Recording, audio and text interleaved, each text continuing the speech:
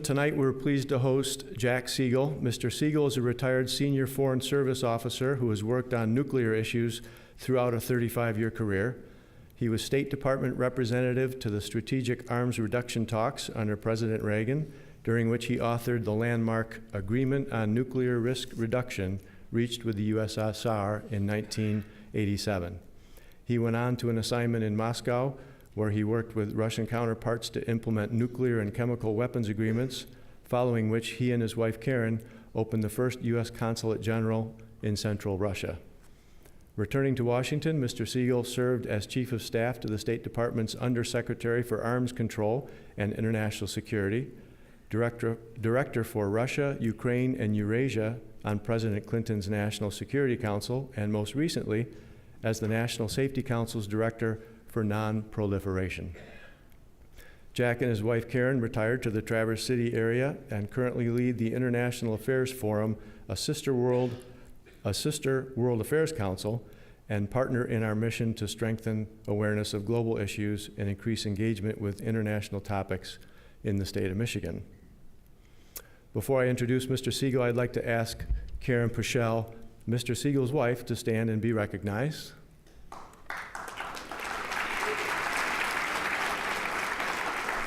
She also is a retired Foreign Service officer. Thank you, Karen, for your service to our country.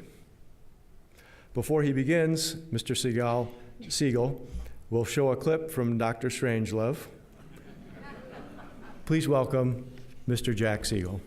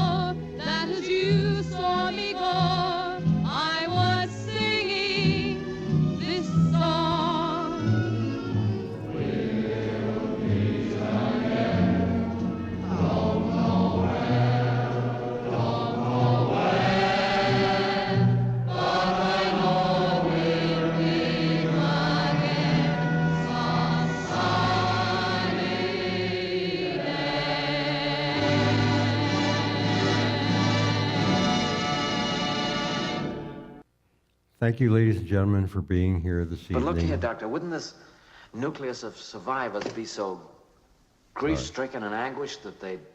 We'll stop that. There we go. One of the funnier scenes from that movie.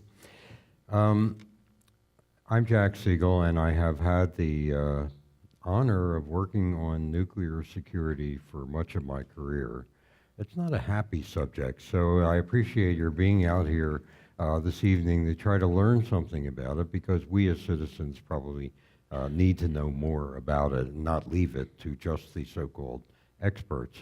Here you see the signing of the Nuclear Risk Reduction Agreement at the White House back in 1987. And if you're an aspiring diplomat, you get to write an agreement, and then you get to negotiate it and with a team of other negotiators. And if you're extremely fortunate, it actually becomes an international treaty.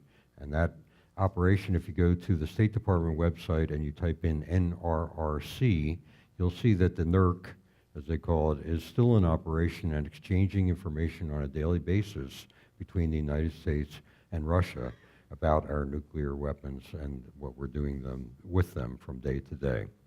Now, it's always important to lighten up the atmosphere when you're talking about this. So Karen and I had the pleasure of working for President Reagan, and he was a collector of stories about the Soviet Union. And so his favorite one went like this, that a man in the Soviet Union, I should start by saying, it took about 7 years to get a new car. So what you would do is you would save your money, you would pay the entire cost of the car, and then you would take it to an office, and they would tell you when the car was going to be delivered to you. So the man gets all his money together over many years, and he delivers the money to the office, and the clerk behind the counter says, "Congratulations, your car is going to be delivered in exactly 7 years from today." And the man smiles, and he says, "Morning or afternoon?" And the guy says, "What the heck difference would it make, morning or afternoon?" And the guy says, "Well, the plumber is coming in the morning." So now that I've got you in the proper frame of mind, we'll talk a bit about the history of this subject and how we got to where we are today. We'll talk about some of the who are current nuclear weapons states and some aspiring states, the risk factors involved in having the nuclear arsenals that exist in this world, and what efforts we've made to control these weapons, and also what I would call known unknowns. We'll also touch a bit on the future. Part of the history goes back to World War II, when the United States, the Soviet Union, and Germany were trying to develop nuclear energy, and concurrent with that, it was inevitable they would find a way to split the atom, to carry out chain reaction experiments that would lead to the release of an unbelievable amount of energy, which Einstein had predicted way back in the 1910 era when he wrote the equation E equals mc squared. And that equation predicted that there would be a phenomenal amount of energy released by the destruction of a small amount of mass. And this took until the 1940s to demonstrate, first with a chain reaction, and then ultimately with the building of weapons, which the United States did in something called the Manhattan Project. And it took several years, and we went down 2 different paths, and we found actually that we were successful in both. So that on 16 July 1945, the top photograph, we exploded the first nuclear weapon, the Trinity test, which demonstrated and proved the ability to create a weapon of really unpredictable and enormous power. We had 2 other weapons available at that moment, and so we decided to ship those to Tinian Island in the Pacific and drop them on Japan. First target was Hiroshima, and it was the type of weapon we had not tested before. But so we dropped that weapon on Hiroshima, and 60,000 people were dead within the first 3 days. And within a few months, a total of 140,000 people died. We actually don't know the end result because a lot of people developed cancer and things like that from their exposure to radiation. So we will never know the final toll. 3 days later, the Japanese had still not surrendered, so we dropped the second bomb on Nagasaki. And a week later, the Japanese did finally accept the terms of surrender. After the first explosion, the leader of our effort to develop nuclear weapons, Dr. Robert Oppenheimer, and there's a very good book called American Prometheus about his experiences. He is alleged to have said, maybe he did or didn't, he said, "Now I am become death, the destroyer of worlds." Because what they had seen shocked them. These scientists who had worked very hard to develop this weapon were really taken aback by just how powerful it was. A month later, we began to analyze the results in the 2 cities we had destroyed. And we were even further shocked by the amount of radiation that was produced, by the experience that the people described to us. So there was an effort that began in 1946 to control these weapons. It started out as an idea where the United Nations would take control of all nuclear energy and all existing nuclear weapons, of which only one country had any. In fact, at the end of the war, we had 0. We had used up the 3 that we had. But within about a year, we managed to produce 20 more nuclear atomic weapons, A-bombs. And within another year, we had 100, and within 2 more years, we had 300. So we were rapidly building these bombs. And the United Nations effort started out with the idea of international control, but the United States was not going to accept that. President Truman viewed the weapon as simply another battlefield weapon that saved American lives, and that certainly he has written that there's indisputable evidence of that we expected to lose 1 million people by invading the homeland of Japan. Lose 1 million American soldiers would be killed, and Marines. And so instead of that, we killed probably 250,000 Japanese citizens, and that ended the war without that loss of 1 million people. So the president never viewed it as a decision. It was simply the step that would be taken, and he took that step. By the time the United Nations got into this, though, the United States' position became, we would like to get control through the United Nations of all nuclear energy, and we would give up our weapons later when we decided that everything was under control. The Soviet Union came in with a counterproposal the next day at the United Nations that said the United States should dismantle and turn in all of its weapons, and then we'll talk about international control. So obviously this was not leading anywhere productive. At the beginning, these weapons were considered, as I say, battlefield weapons. Here's a nuclear artillery piece that would fire a weapon about 5 miles away, and then there would be this nuclear explosion, and then soldiers would cross this battlefield. And we actually had soldiers do that, not realizing that they would be exposed to fatal doses of radiation, because we didn't understand the weapon at that time. We also developed small rockets that carried these missiles, these warheads, and these remained in the American arsenal for quite a long time. Now, there was a problem with this, because by 1948, the U.S. Air Force had been created. Up until that time, all airplanes were part of the Army. So the Air Force, being a new organization, needed to have a weapon. And they realized that these small battlefield atomic weapons weren't big enough, but there were some scientists who wanted to build something called the Super. And the Super is the hydrogen bomb. And the H-bomb is an A-bomb that starts with an A-bomb and then expands itself in such a way that there's a dramatically larger explosion. But if these are battlefield weapons that are designed to change the course of a battle in combat, H-bombs are terror weapons. They are psychological weapons, and this graphic demonstrates it. So you see that at the bottom you have Hiroshima and Nagasaki. Hiroshima, 17 kilotons. That's 17,000 tons of TNT, and 21 kilotons for Nagasaki, and Mount Everest. That would be the height of that fireball. The first H-bomb was 1.2 million tons, 1.2 megatons. The most commonly built one that we ever built was the Castle Bravo bomb, which was 15 megatons. The Soviets tested in the atmosphere the Tsar Bomba, which was 50 megatons, and that was downsized from the 100 megaton bomb that they actually built. So you can see these bombs are enormously powerful and large. Now, today there are 15,000 plus nuclear warheads in the world, and they are in the hands, 92% of them, in the hands of the United States and Russia.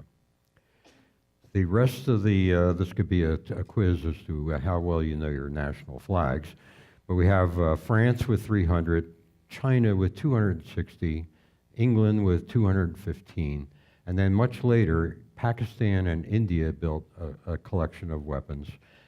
Israel is on this chart, and there's small print says Israel neither confirms nor denies its possession of nuclear weapons. And then we have North Korea with something less than 10 weapons.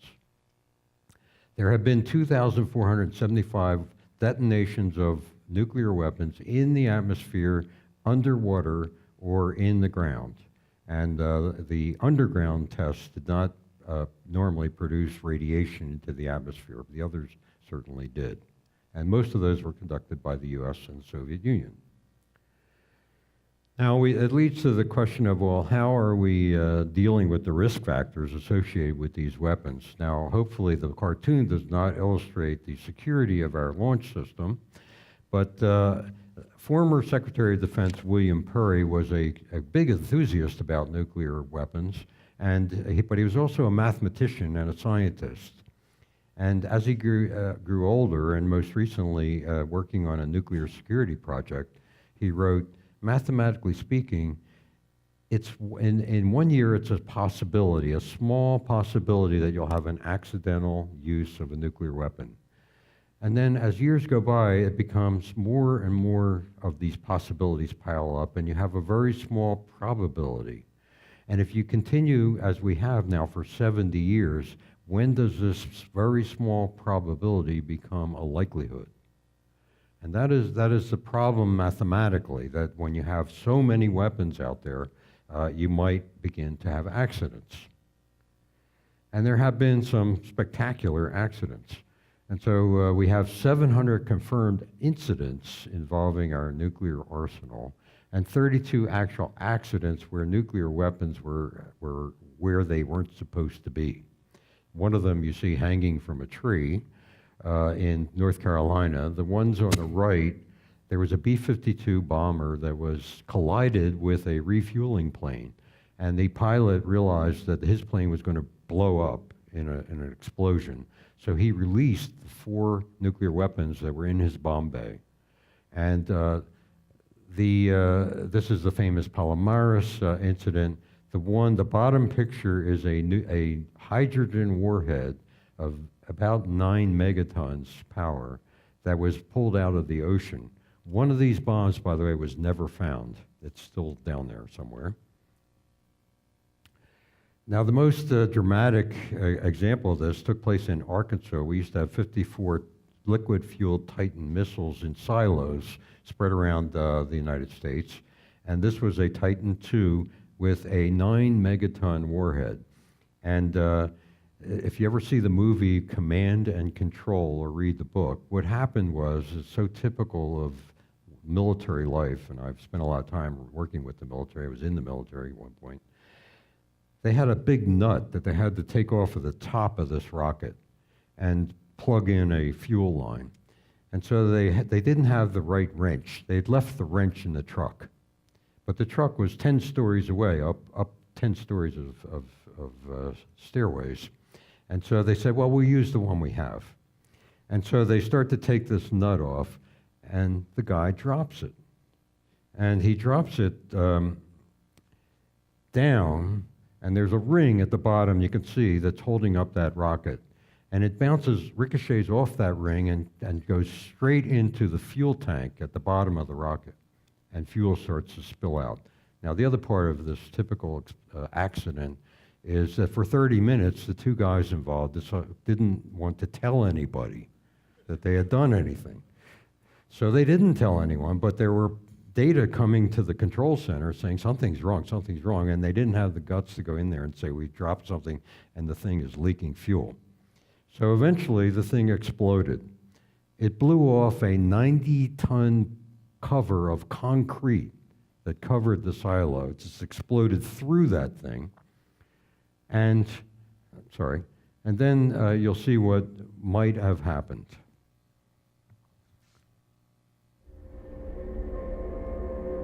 This is the same missile and the same type of warhead in a previous test. So the missile malfunctioned. The warhead is still headed on its way now to the wrong place, obviously.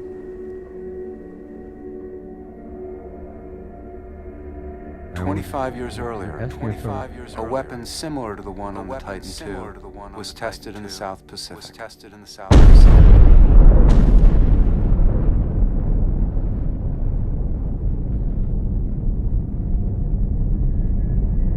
The explosion wound up being 3 times more powerful than they had estimated.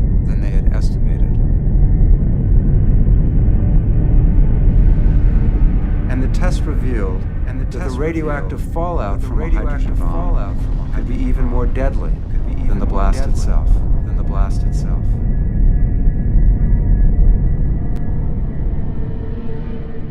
Back in Washington, they took a map of the fallout pattern from the Bravo test, and they superimposed it on a map of the United States.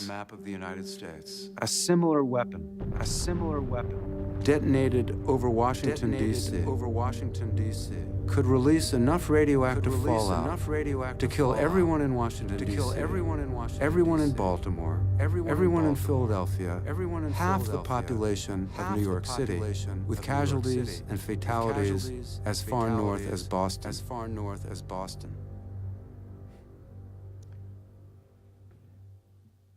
That is a sobering piece of information, if I've ever seen one, and we have 1,550 of those.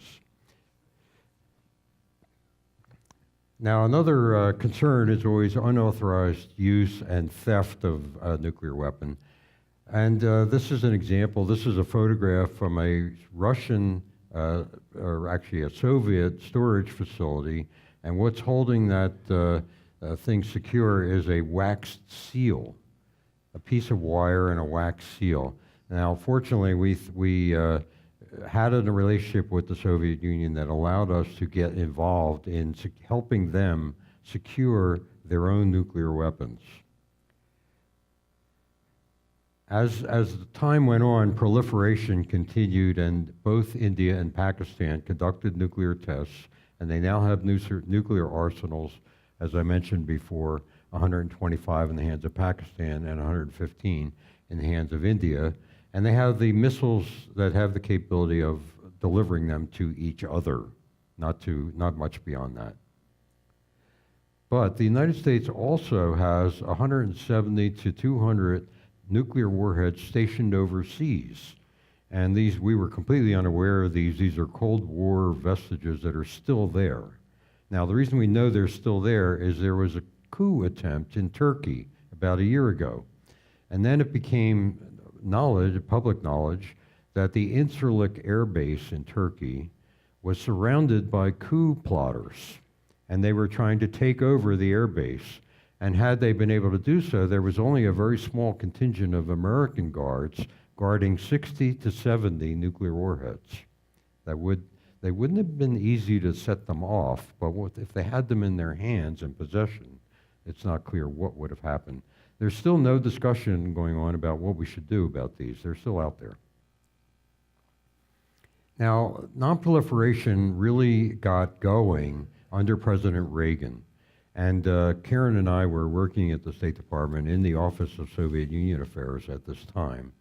And there was a summit at Geneva in 1986, and the two leaders came up with this amazing statement that you see at the top, that the sides agree that a nuclear war cannot be won and must never be fought.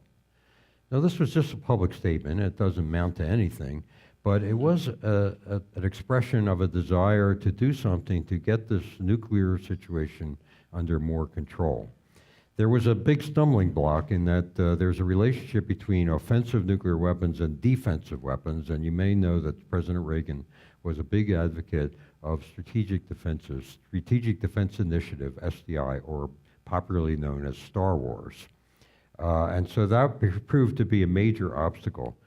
The President and Secretary Gorbachev both wanted some kind of an agreement, so they went to Reykjavik, Iceland, to have another summit discussion about this topic.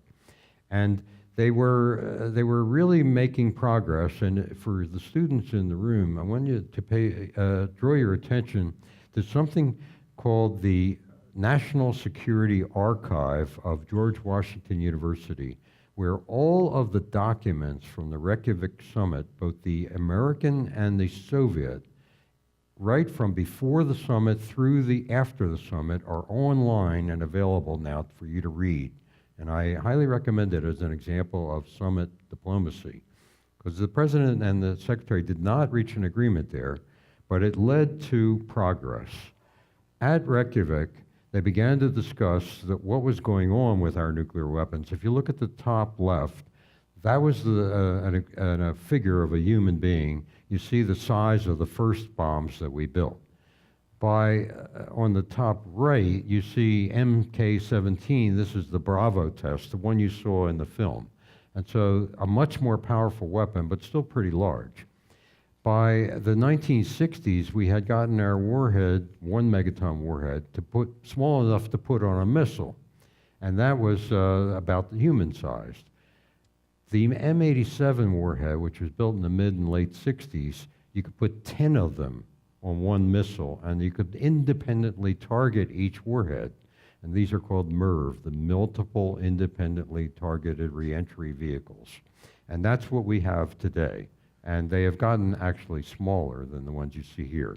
But although they didn't reach agreement at Reykjavik, we went back to Geneva and negotiated some more, and by 2 years, we had an agreement called the START Agreement.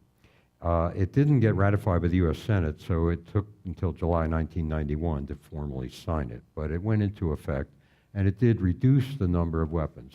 That drive for reducing weapons and getting better control continued under President Clinton, and we had an agreement in 1994 to de-target warheads. Now, what this meant was the computer program that determined where the warhead would land was changed so that all the warheads we have are pointed at the ocean, and the same with the Russian warheads. We have to depend on everybody telling the truth about this because there's no way to check. And in fact, these warheads could be retargeted in a matter of seconds, but so it's more of a psychological step. We also, at the same meeting, decided to, the Soviet Union was collapsing, to gather the warheads and missiles and bombers that were in Ukraine, Belarus, and Kazakhstan and move them to Russia. And we also reached an agreement called the Cooperative Threat Reduction Agreement under Senators Nunn and Lugar, two of our great heroes, because they pushed through the Congress money to secure weapons in Russia. And it also meant we would begin to destroy weapons cooperatively. So here you see pictures of, in the middle, those are American B-52 bombers that are being dismantled, and they do it at slow stages so that you can observe it from satellites. On the right is a Soviet supersonic bomber. On the left is a team of Russian inspectors coming to inspect our silos. And at the bottom you see submarines, nuclear-armed submarines being dismantled under this Nunn-Lugar Cooperative Threat Reduction Program, a great step. And where we served in Siberia, there was an outpost there to monitor the implementation of another agreement called the Intermediate Nuclear Forces Agreement, the INF agreement.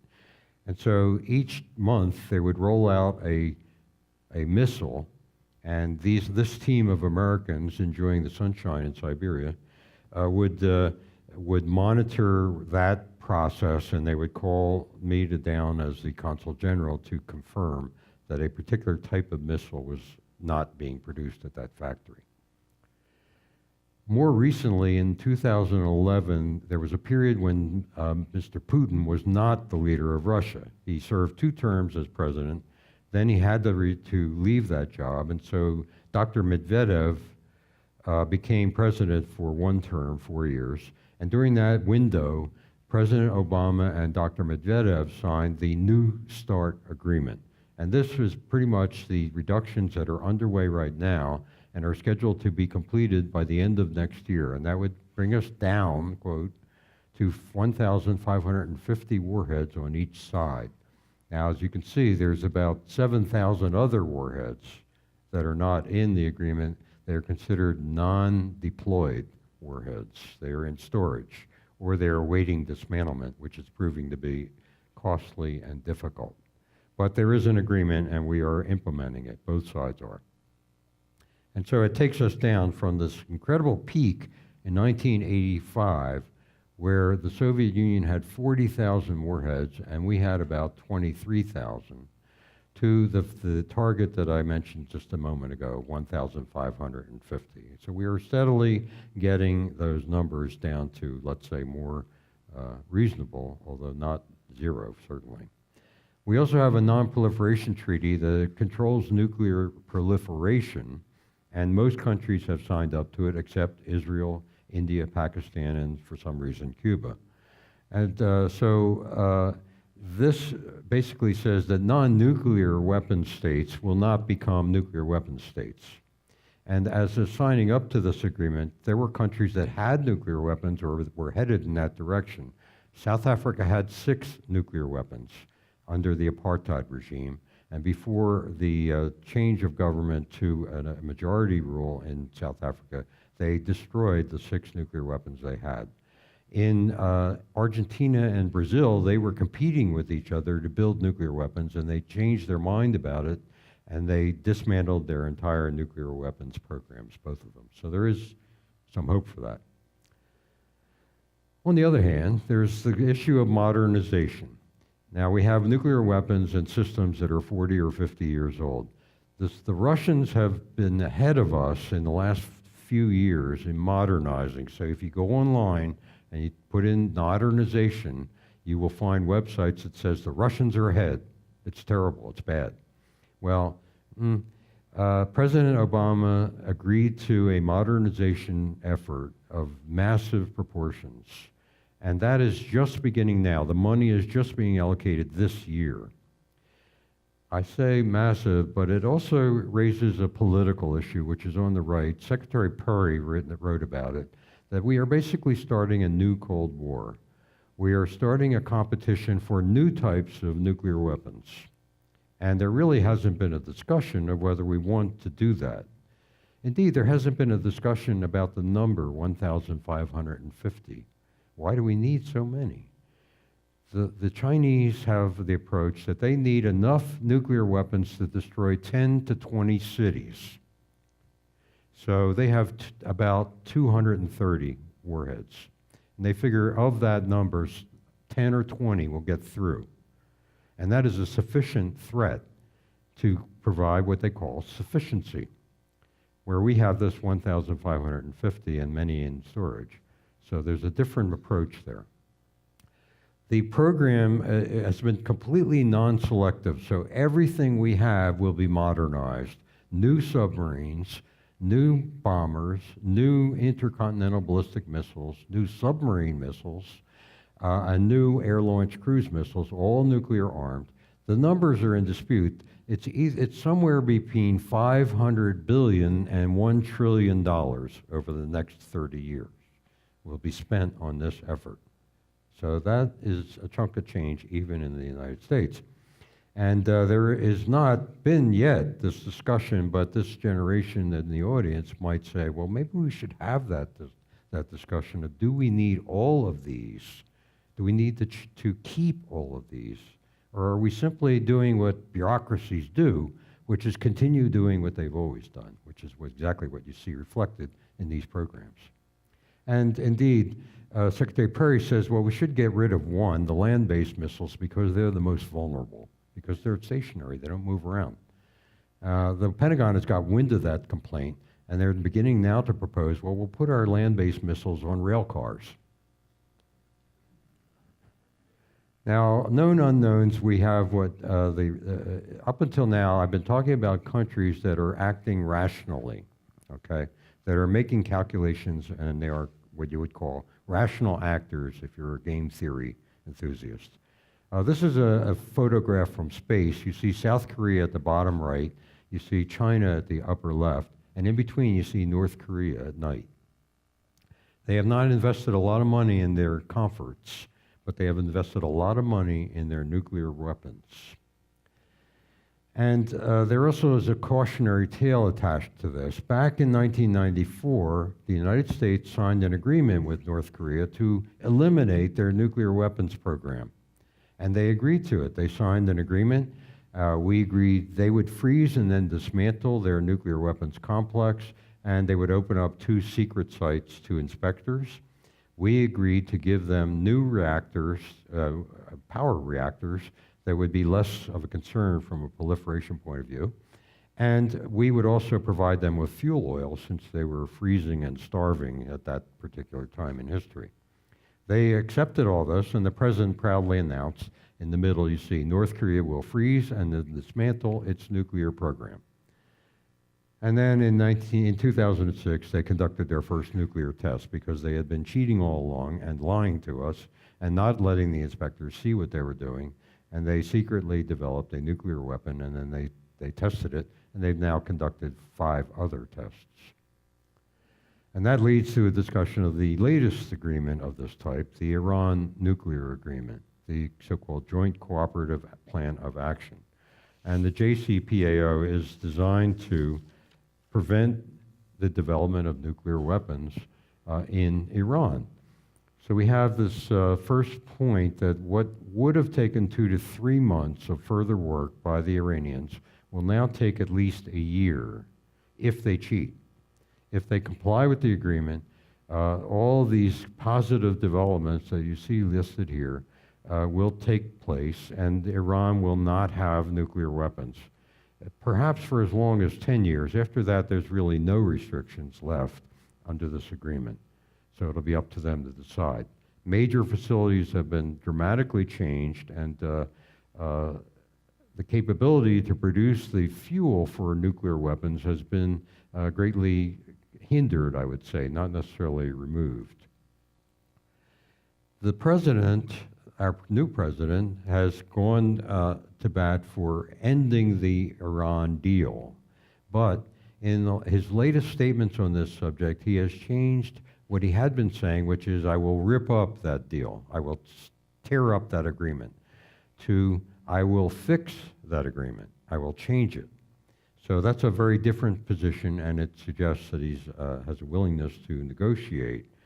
And here you see that his latest tweet on the subject, Iran is, this was right after Iran tested a new missile, which is associated, of course, with their ability to deliver nuclear weapons if they should have them. And he said, Iran is playing with fire. They don't appreciate how kind President Obama was to them, not me. And he has authorized new sanctions against Iran. But as someone who sees himself as a great negotiator, perhaps this is a negotiating ploy, and that will bring the Iranians to the table and refine or change or modify that agreement, although there will be resistance from the commercial firms that are benefiting from the fact that Iran is open now to commercial exploitation. Now, that leads to first a glimpse back to the past of some of the members of this audience.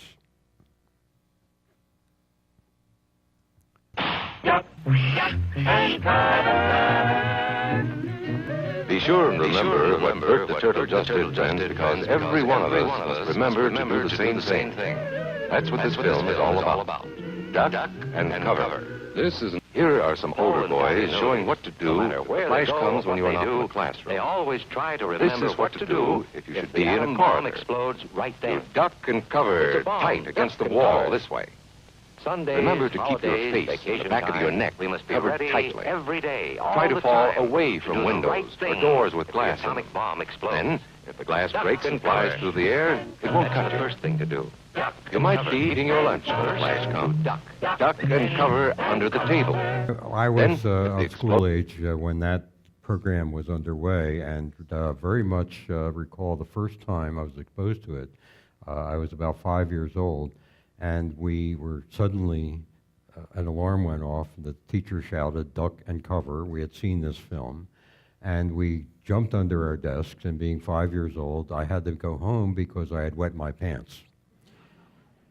And this fear that was instilled in us, but also the idea that that nuclear attack was survivable, which was an important part of our strategy at the time.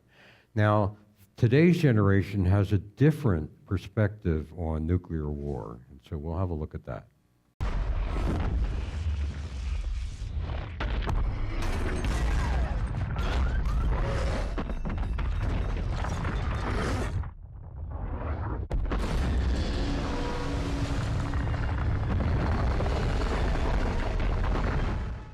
Now, I wish I could say that this is just the hyperbole of today's modern world where everything is more violent and dramatic, but the reality is you saw that film of the thermonuclear test that was conducted in the Pacific. This is rather realistic representation of what would happen in an American city. That it wouldn't be one bomb, first of all. There would be numerous warheads exploded in quick succession. And the only thing that you might wish for is that you're killed instantaneously, because if you're not, then you're going to suffer the lasting and horrible effects of these weapons. You didn't absorb the duck and cover experience, but you are exposed to it in many different ways in the modern entertainment media of today. And so, in a way, you have unconsciously, I guess, accepted that that is the future that we face unless we can do something to avert that future. Now, back at Reykjavik and that National Security Archive I mentioned, there are these words by President Reagan where he said, "We could have gotten rid of nuclear missiles. We didn't get there. We didn't succeed. But they did talk about it." We have hardly no discussions of this type with our adversaries today. And so this is an essential gap in the current situation. We have a debate that has to be held regarding the ability to offensively attack our enemies, or if we have to, or to respond to attacks if we are attacked. We have to discuss the issue of defenses, of which we have none that are workable at the moment. There are no defenses against the missiles and warheads that I've been discussing so far. The bottom line is that you could say from 1945 to 2017, that 72-year period, there has not been one accident involving a nuclear warhead. There has not been one that's been detonated by mistake or by terrorists or by people who've captured them and who weren't supposed to have them. So we've been successful. But this success depends on rationality. That is, the people who hold the keys to these weapons are rational people. Now, you have to ask yourself, as William Perry did when he's written about this for the National Security Studies, what if it's a suicide bomber or a group of people who see themselves as suicide bombers? They are not confined to the same kind of rationality that has always protected us in this particular system. It's also important that we recognize that the number of players matters, that it was relatively stable for us to negotiate with the Soviet Union over a period of years back and forth, and we're still doing it. But as more players enter this game, it gets much more complicated, as anyone who studies mathematics knows. And so, if we are not successful in keeping nuclear weapons out of the hands of more and more countries, or more and more people, the possibility and perhaps probability of their unintended use is there. And if the unintended use occurs, there'll be a lot of effort to figure out who did it and to retaliate. And it is that retaliation process that could lead to an escalation that would destroy us and this planet. So on happy final note, let me thank you for being here, and let me invite you to ask your questions.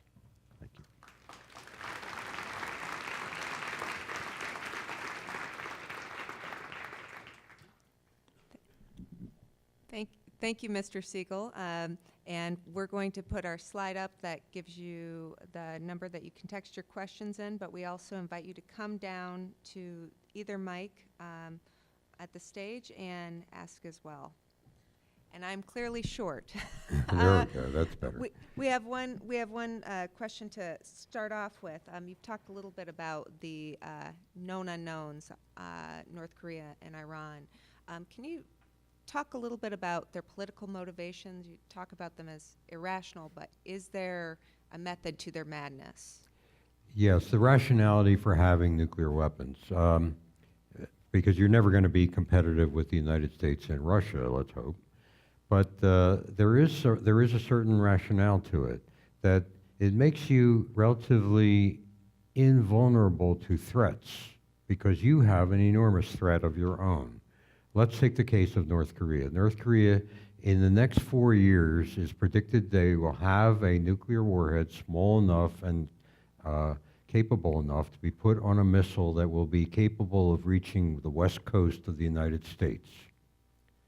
If we do nothing to prevent that, and if they continue on that path, they will have then a threat, a capability to threaten the United States in a new and important way. Now, they may just want that to protect themselves from our threatening behavior, as they might interpret our behavior. Or they might decide to use it as leverage for a political act. For instance, let's say they say, well, we are going to take over South Korea, and you can't stop us, because if you try to stop us, we're going to launch our missiles at you and destroy Los Angeles, Portland, and Seattle. And that would be a credible threat. And we might have some capability of defending ourselves, but that's limited and uncertain. So that is an enormous piece of political leverage.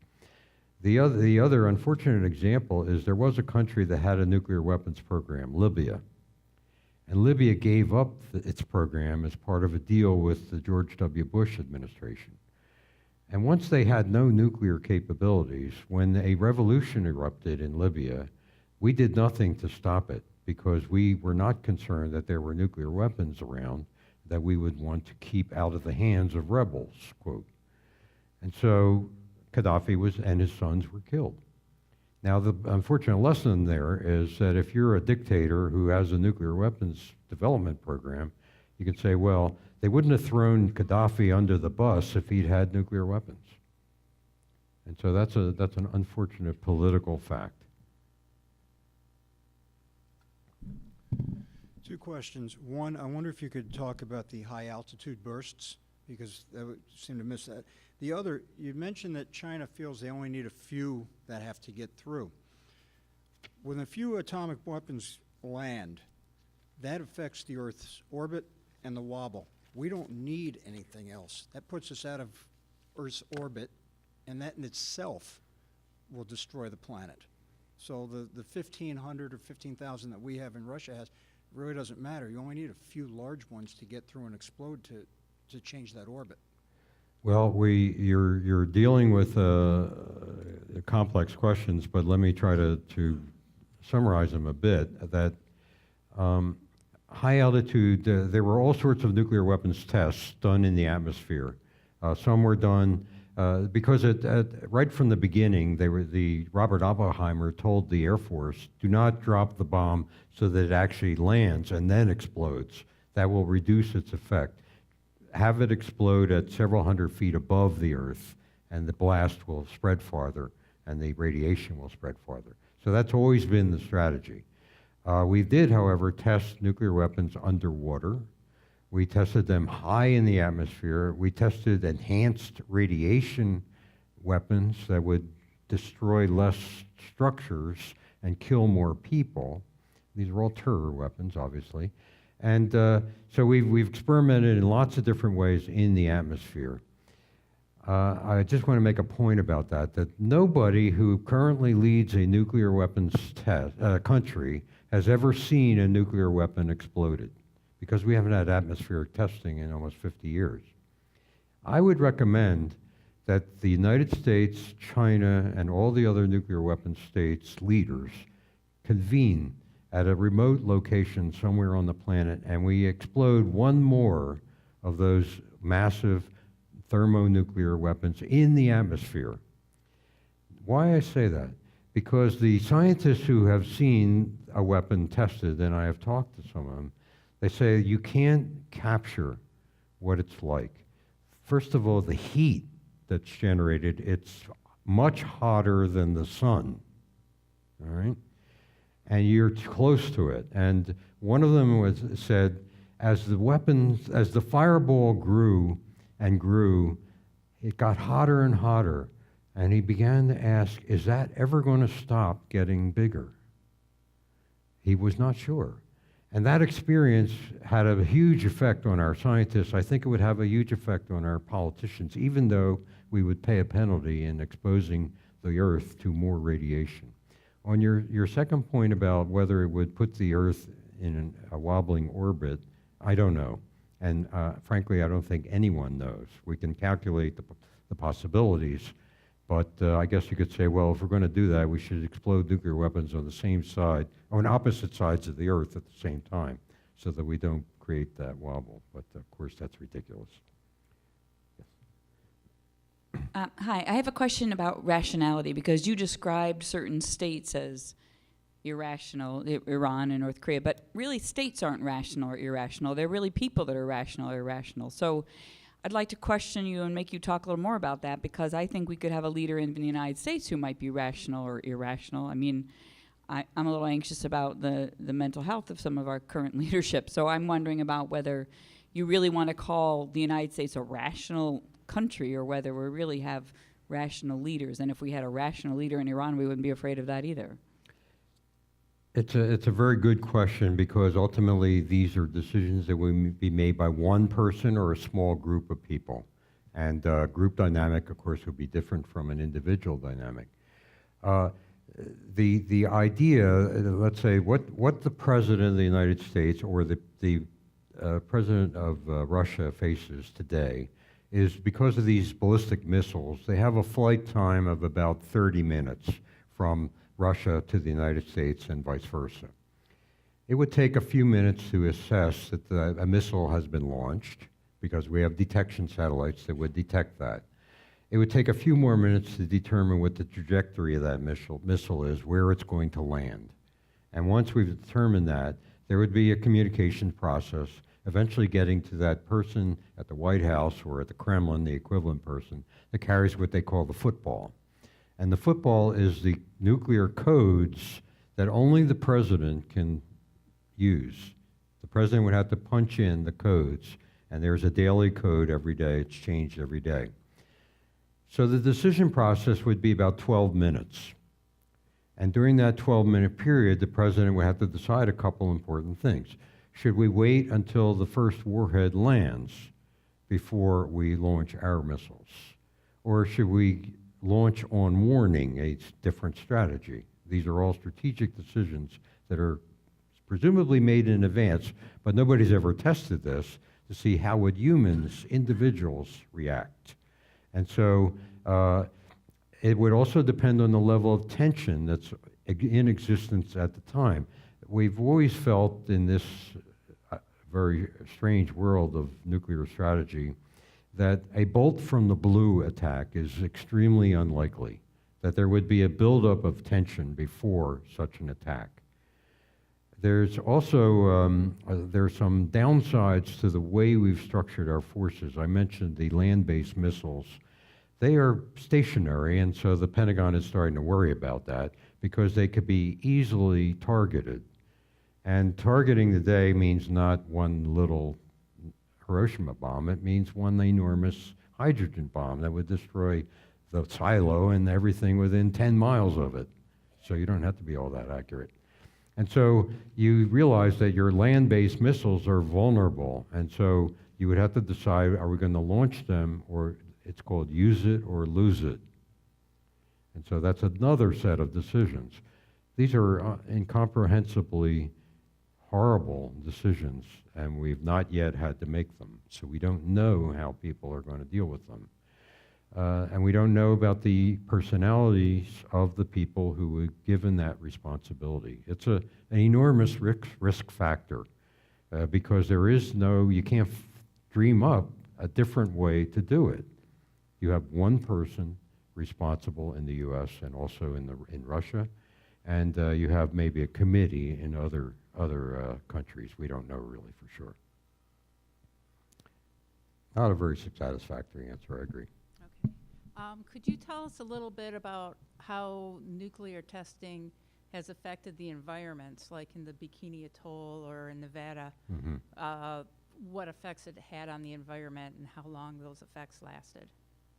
Yes, there was a realization ultimately, as these nuclear tests went on for several years, and several countries did them: France, Britain, the United States, Russia, India, and Pakistan. India and Pakistan did theirs underground, in underground facilities. And we conducted nuclear testing mainly underground. Most of our tests were underground. But in that earlier period, there were enormous tests, such as you saw in Dr. Strangelove and these other clips.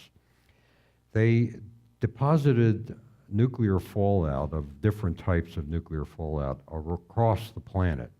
Because the clouds went so high into the stratosphere, they were spread over the entire planet. In fact, what they began to realize that one particular isotope called strontium-90 was showing up in the bones of children. And this was a even back then, perceived to be a cancer risk. So the pressure began to develop to eliminate atmospheric nuclear testing, and we did that, with my one exception being my proposal. But we haven't done in the atmosphere testing, and even North Korea has done underground testing. We actually haven't done any testing in about 15 years of any type except on computer simulation, because we feel that our computer simulations are capable of simulating the event. But I spoke to a mathematician today at Hope College who said, well, maybe, but you really do want to test it at some point to make sure your math is correct. And so there may be pressure with all these new types of weapons being built that there'll be pressure to test them again underground.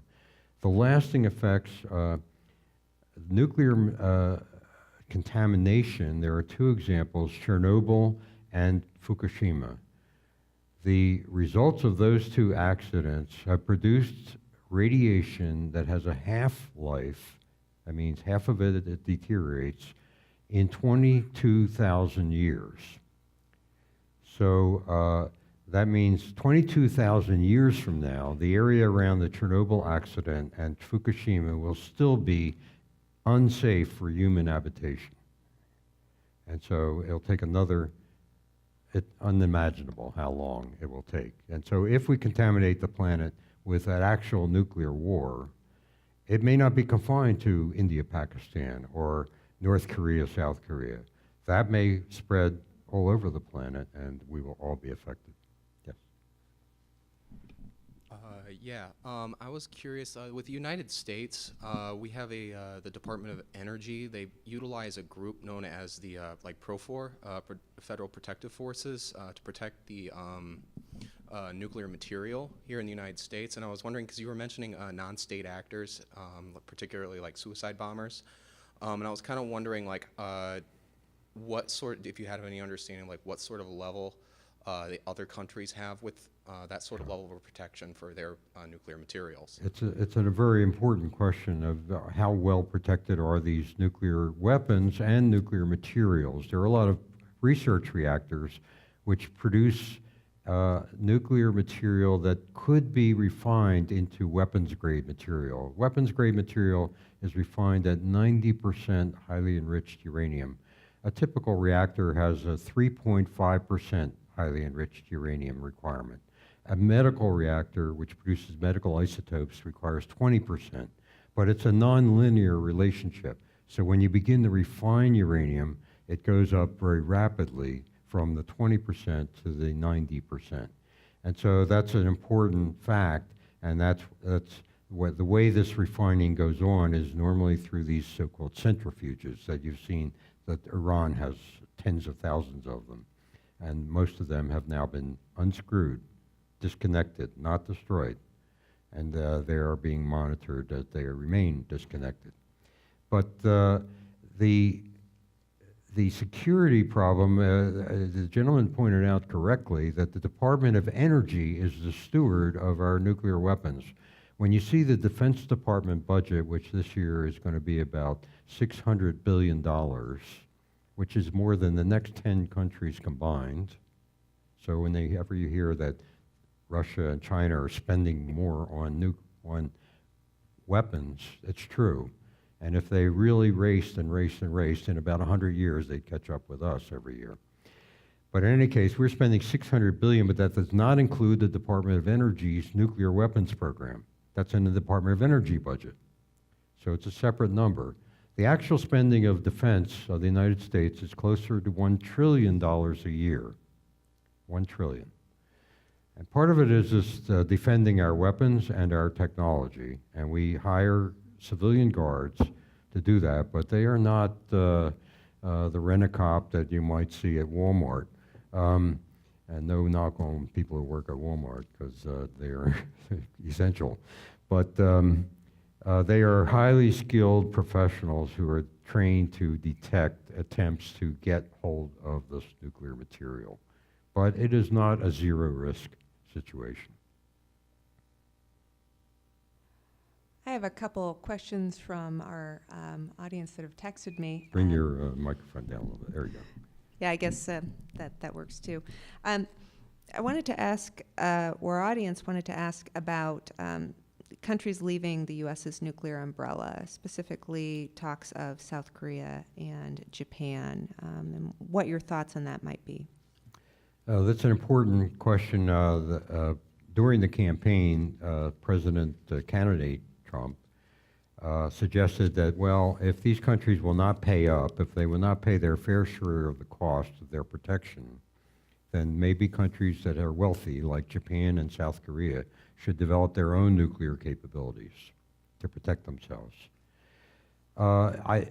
Because as I wrapped up, I said that the number of players matters in a complicated mathematical game. And so you complicate it because you don't know who's doing what to whom. And so there's never been any enthusiasm after those early years when we did help the United Kingdom develop its nuclear weapons. The Soviet Union never helped anyone develop their nuclear weapons. China had to do it on its own. And so there is that sort of line that says you don't want more players in this situation. And so it would seem not a good strategy if Japan and South Korea got nuclear weapons. The same thing in the Middle East. Although Israel is alleged to have nuclear weapons, it did not trigger other countries that had the financial wherewithal to develop nuclear weapons to try to get them. And there are countries that would sell the technology. One of my big problems at the White House was Pakistan was selling ballistic missile technology. And a guy named A.Q. Khan, he's now a national hero, he was running a side business where he was selling the technology for missiles, and he was selling it to North Korea and to other countries. And so that's the danger, that these things are quite valuable as weapons, and therefore it might someday come to that someone does it for financial reasons, of all things. And you also have the case of if Iran gets a nuclear weapon, the argument is made that Saudi Arabia, Iran being Shia, Saudi Arabia being Sunni, would feel that they have to have nuclear weapons also. And so they would develop them. And then that would lead Turkey wanting to be the leading nation of all Sunni nations. They would also feel they have to have nuclear weapons, and they also have the financial wherewithal to do so. Unfortunately, the technology is from the 1940s, and so it's not beyond the capability of countries to build the bombs. The tricky part is getting the material to put in the bombs, and that's where we have tried to constrain the systems, and we've so far been relatively successful. You have another question? Perhaps you could also comment on feasibility of defense measures. Is that a possibility in the future? Yes. Back in the mid-'80s, President Reagan enthusiastically supported the Strategic Defense Initiative. And the idea was that someday we would have lasers in space that would knock out warheads. Now, the problems are enormous, first of all. You have to identify the target. The missile, as it's leaving the Earth, is moving quite slowly, but that only takes about a minute and a half. And so if you're going to get the missile, that's the best time to get it, because that's when all the warheads are still on it.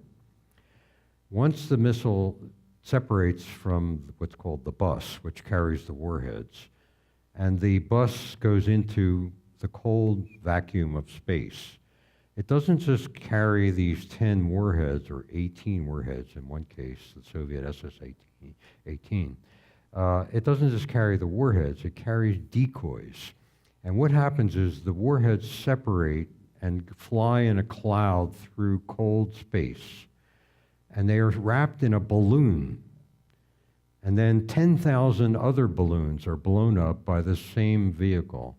So that what you see is a cloud of 10,000 balloons plus 18 warheads, but they all look identical in space, and they all travel at the same speed. And then as they re-enter the atmosphere, the balloons burst. And that's when you can tell which ones are the warheads. So that gives you about 1 minute to hit all the warheads. Or you can fire at the 10,000 balloons, but then you need a lot of capability. And so that's the problem. The shorter range missiles they don't go quite so high, and so they don't spend as much time in space, and therefore they come down at a slower speed. And so they are theoretically easier, quote unquote, to intercept. And that's where we focused our energy. We spend about $1 billion a year on strategic defenses, but we have, in the tests that we've conducted so far, of which there are about 50, we've intercepted 3 warheads. And they were what were called cooperative warheads. That is, they were sending out a signal that says, here I am, here I am, here I am, to the missile that was trying to intercept them. And so this is a big, complicated problem, and so far not surmountable. And President Putin said just a couple weeks ago that he knows we're modernizing, and he's modernizing, and their missiles will be able to maneuver as they re-enter the atmosphere to make it harder to hit them. In other words, he's not terribly worried that we're going to have a capability, and I foresee that not being a possibility until we have enormously powerful lasers, which we do not have at the moment that can do that. I'll end with one final question. Did the technician who dropped the wrench survive? Yes. Survive politically, too? Well, no, not quite that, no. But there was one person killed. They evacuated the launch complex, which was a mistake, because once they evacuated it, they then had to get back into it to try to deal with the problem. And so the guy who dropped the nut from the wrench, he was court-martialed and kicked out of the Air Force. But several other guys went back into the launch complex, got to the missile, and one of them was killed, and several others were horribly burned. And then, of course, the Air Force decided to sweep it all under the rug, and so they were all basically forced out of the Air Force, one by one, and never given any credit for what they accomplished. Now, of course, the Air Force explanation of this event, and I should add one other thing about the event, but the Air Force explanation was everything worked. The power supply was cut off when the missile blew out of the silo, and therefore the warhead had no power, and therefore it would not have detonated. Now, I should add the one other small fact here. A very young governor was in Little Rock within the blast zone named Bill Clinton, and the Vice President of the United States was there that same night. And so there were frantic phone calls to the White House saying, well, there is a slight possibility the Vice President will be vaporized in the next few minutes. Sir. This will be our last question. I'm doing a follow-up to the lady that asked a question about the 12 minutes that we have to make a decision on the launch. Well, that assumes that the irrational actor was on the other side of the pond. But there was no answer to the irrational actor here. How do we make that decision to be the first launch here? There's still a small group of people and the individual, but certainly we have time to involve more than that small group. I've never heard how we go about making that decision. It's a great and probably the most important question. We've never made this decision. We've never been faced with that dilemma. And so the way we have set it up, one person will decide, one person. And the problem is that once you leave the real world and you are talking about nuclear war, you are in a different world where people are saying to you things like the Secretary of Defense would say, well, Mr. President or Madam President, if you don't launch those land-based missiles now, they will be destroyed. And the fallout alone will kill hundreds of millions of people. And so you have to launch them before they are destroyed. These kinds of discussions people don't have. It's not the kind of thing you would ever think about, let alone actually having to decide on. the only person who's faced with this dilemma in the whole system is the president or the general secretary in president of Russia, because our nuclear weapons are in the hands of soldiers, of airmen of the Air Force officers, and of naval officers. And right now, today, at this moment, there are 6 American submarines based in underwater, not moving, and they are waiting for a signal. And they have on board 18 nuclear missiles, with each has 10 warheads on it. So they have 180 cities on their target list, each of the 6 submarines that I mentioned. They are on station, it's called. And they're waiting for this signal. Now, every once in a while, they receive a signal, and they execute the steps that lead to the launching of the 18 missiles, including the last one, where the captain of the ship and the second officer turn a key simultaneously and launch. What they don't know is whether the signal they have received is a real signal or a test. If they fail to turn their keys, they are relieved of command. So they always turn their keys. They are not making a decision. They have been indoctrinated and trained that their job is to launch. That's it. If they get the signal, they launch.